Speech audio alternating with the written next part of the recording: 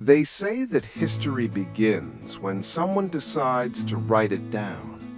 But long before Europeans ever set foot on American soil, long before Columbus misnamed an entire people and rewrote the origin story of a continent, there existed civilizations so vast, so intelligent, so organized, that their achievements still defy explanation.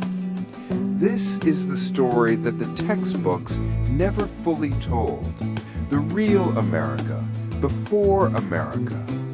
Built not by primitive tribes wandering through forests, but by nations, cities, astronomers, engineers, warriors, philosophers, and architects whose mastery of the land was centuries ahead of their time.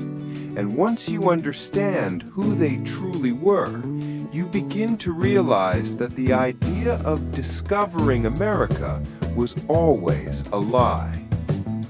Imagine the continent thousands of years ago, not empty, not wild, but alive with roads stretching hundreds of miles, with cities bustling with thousands of people, with pyramids rising from the forests, with astronomers mapping the movement of the stars. In the east, vast earthwork civilizations thrived. In the north, complex political alliances maintained peace for centuries. In the south and southwest, cities rose from desert stone. Across the Great Plains, sophisticated ecological management shaped landscapes that Europeans thought were natural. This was not a land waiting to be discovered. This was a land already perfected. We begin in a place that might surprise you, Ohio.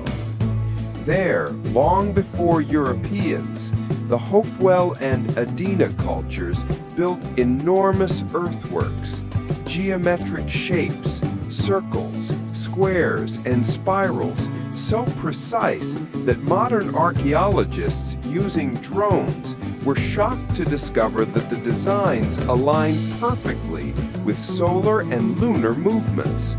Some of these structures could only have been planned using advanced mathematics, yet they were made thousands of years ago.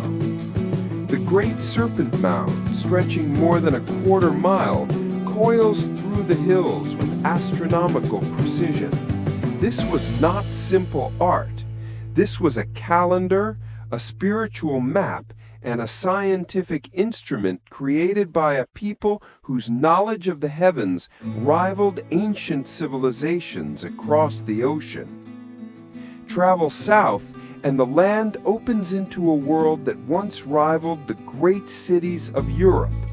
Near present-day St. Louis stood Cahokia, a metropolis of nearly 20,000 people at its height around the year 1100. Larger than London at the time, it had towering earthen pyramids, wide plazas, ceremonial complexes, wooden solar observatories, and a trading network that reached from the Great Lakes to the Gulf of Mexico. Archaeologists now believe Cahokia's engineers planned the city using a grid system aligned to the cardinal directions. They built Monk's Mound, a massive platform larger than the pyramids of Egypt in base area, using millions of baskets of soil carried by hand. This was not a simple settlement. This was urban civilization, and it prospered for centuries.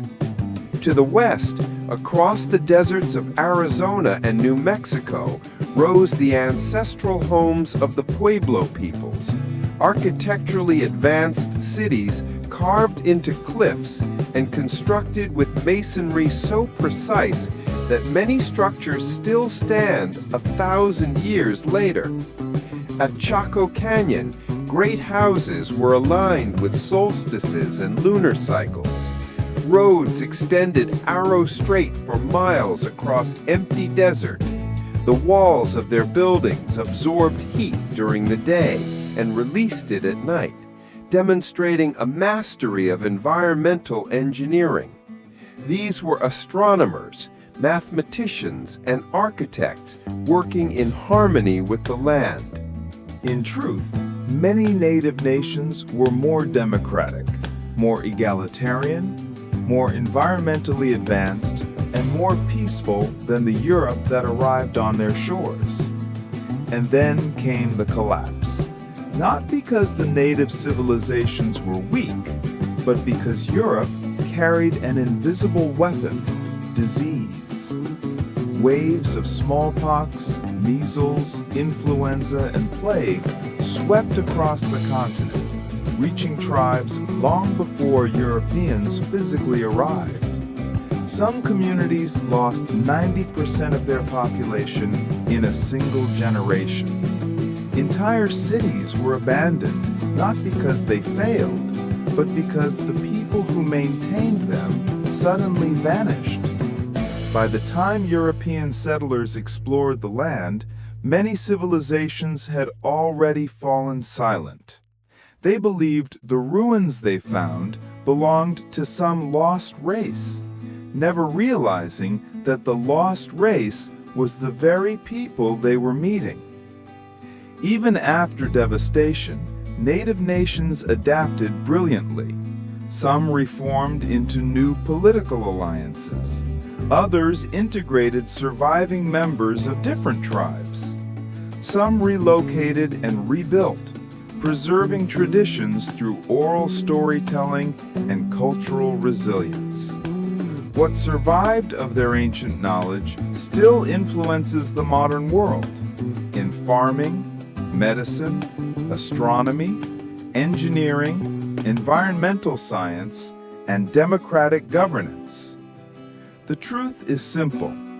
America was not an empty land. It was not discovered. It was inherited, reshaped, renamed, and retold. The civilizations that existed before Columbus were not primitive. They were sophisticated, innovative, and deeply connected to the land.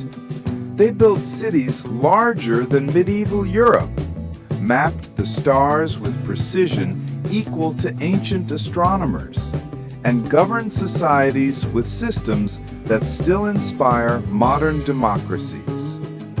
And if you stand in the deserts of the Southwest, or on the banks of the Mississippi, or in the forests of the Northeast, you can still feel their presence, not as ghosts of a vanished world, but as foundations of a story far older and far more powerful than the one written later.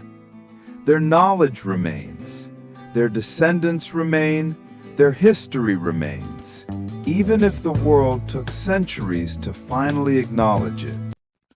America was not built from nothing. It was built on civilizations older than its flag, older than its borders, older than its myths. And their story is not a forgotten past. It is the true beginning of America.